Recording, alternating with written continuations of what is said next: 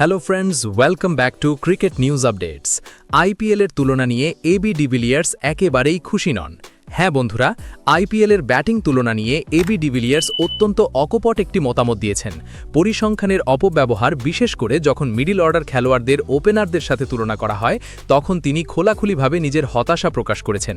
নিজের ইউটিউব চ্যানেলে এ বিষয়ে কথা বলতে গিয়ে তিনি বলেন, যখন লোকেরা আইপিএলে আমার রানের সাথে অন্য খেলোয়াড়দের রানের তুলনা করে, তখন আমার ভালো লাগে না, কারণ তখন আমার মনে হয় আমি ওই ওপেনারদের মতো অত বেশি বল খেলিনি।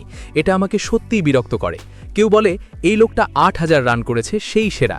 আমি বলি না, আমি ওর চেয়ে ভালো, ও বেশি বল খেলেছে, এমন তুলনা করবেন না। তাছাড়া ওরা সবাই ওপেনার, আর পাওয়ার প্লেতে মাত্র ২ জন ফিল্ডার থাকে। এটা পৃথিবীর সবচেয়ে সহজ কাজ, বিশেষ করে ভারতে। এটা হাস্যকর, এভাবে ক্রিকেট খেলা যায় না। এখন যেহেতু আমি এটা জানি, তাই আমার পরিসংখ্যানের সাথে অন্য সবার পরিসংখ্যানের তুলনা করবেন না।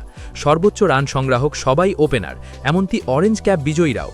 অন্তত এইটুকু করুন, প্রথম ৬ ওভারে ফিল্ডিং নিষেধাজ্ঞা তুলে দিন, যখন নতুন বল দ্রুত গতিতে আসে। ভারতের বাউন্ডারি ছোট এবং উইকেট ফ্ল্যাট। নতুন বল এমনিতেই সুবিধাজনক অবস্থানে থাকে, বল উড়তে থাকে, খেলাটা এমনিতেই সহজ। বাইরে মাত্র ২ জন ফিল্ডার রাখলে কাজটা আরও সহজ হয়ে যায়, কিন্তু এটা বোলারদের জন্য খুবই অন্যায্য। সত্যি বলতে, যখন আমার ব্যাটের ভেতরের কানায় লেগে ৪ হয়ে যায়, তখন আমি লজ্জিত বোধ করি। মাঝে মাঝে আমি বোলারদের কাছে গিয়ে ক্ষমাও চেয়ে নিই, কারণ আমার মনে হয় এটা ঠিক নয়। এখন এই ওপেনাররা যেখানে সেখানে শুধু দৌড়াচ্ছে আর নতুন বল উঠছে, এটা আমাকে বিরক্ত করে।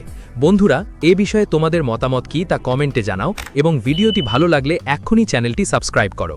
Stay tuned for more cricket news updates only on Crick News. Thank you.